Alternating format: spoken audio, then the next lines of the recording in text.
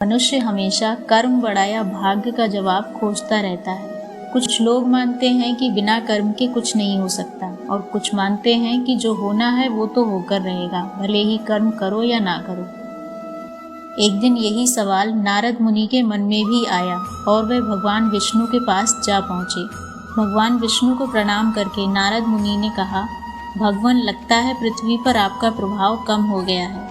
बुरे लोगों को बुरे काम का अच्छा फल मिल रहा है और अच्छे लोगों को अच्छे काम का बुरा फल मिल रहा है। ऐसा क्यों प्रभु? भगवान विष्णु ने मुस्कुराकर कहा, नहीं नारद, इस संसार में हर किसी को अपने कर्म और नियति के आधार पर ही फल मिलता है। तुम ऐसा क्यों कह रहे हो? क्या कुछ देख कर आए हो? नारद ने कहा, हाँ भगवान, मैं अभी अभी एक जंगल का हाल देख कर आ रहा हूँ। एक गाय गड्ढे में जा गिरी थी। वहाँ से एक चोर गुजरा। गाय को उस गड्ढे से निकालने की बजाय वो उस पर चढ़कर कूद गया। वह थोड़ी ही दूर पहुँचा था कि उसे सोने के सिक्कों से भरा एक कलश मिला। तभी एक आदमी वहाँ से गुजरा।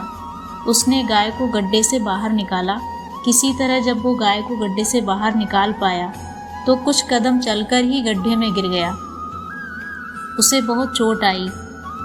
नारद मुनि ने आगे कहा, प्रभु, इसका मतलब तो यही हुआ ना कि पापी को धन संपत्ति मिली, जबकि जिसने पुण्य किया उसके साथ बुरा हुआ।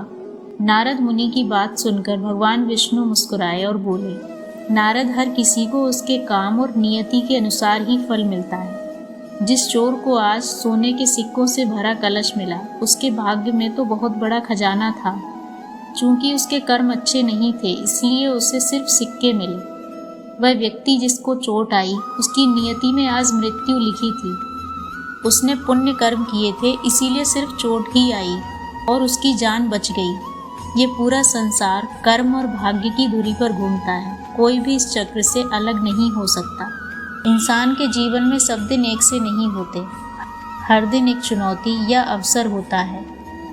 हम अपनी बुद्धि, एकाग्रता और प्रबल इच्छा शक्ति की मदद से असंभव काम को भी संभव बनाने की कोशिश करते हैं, लेकिन कभी कभी भरसक प्रयासों के बाद भी हमें सफलता नहीं मिलती।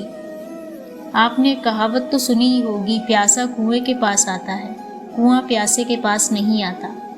इस कहावत का अर्थ है कि अगर हमें ज़रूरत है तो हमें ही अपने काम के लिए आगे आना पड़ेगा।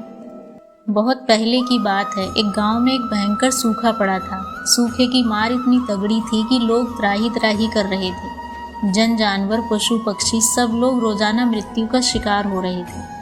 किसी को कोई उपाय नहीं सूझ रहा था। लोगों ने अपना जीवन बचाने के लिए गांव से पलायन करना शुरू कर दिया।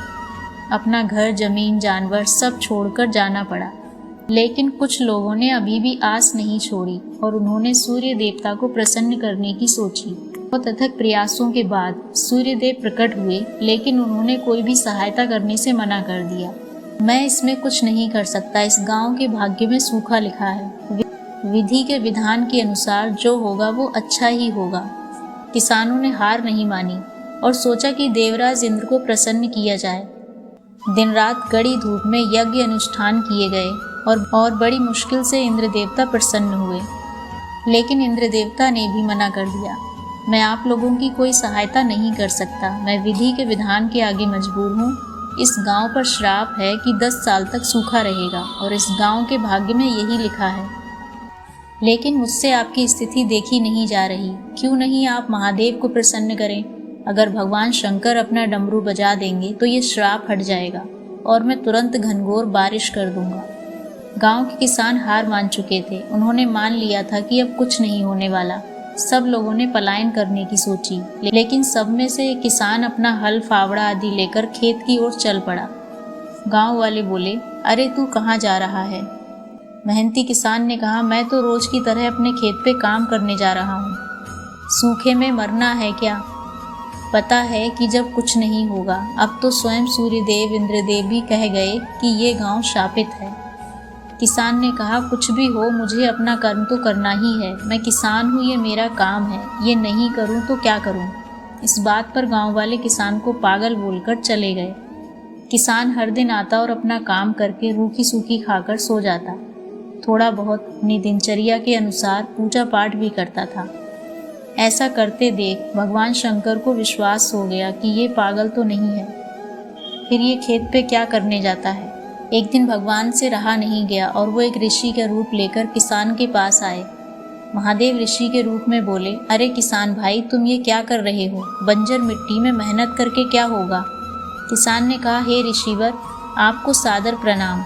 आप सही कह रहे हैं, लेकिन मुझे यही काम आता है। मैं किसान हूँ, गांव पर 10 साल का श्राप है। मैं 10 साल तक रूखी सूखी खाकर कम खाकर अपना जीवन व्यतीत कर लूँगा, लेकिन अगर 10 साल तक खेती नहीं करी और किसानी भूल गया तो मेरा क्या होगा?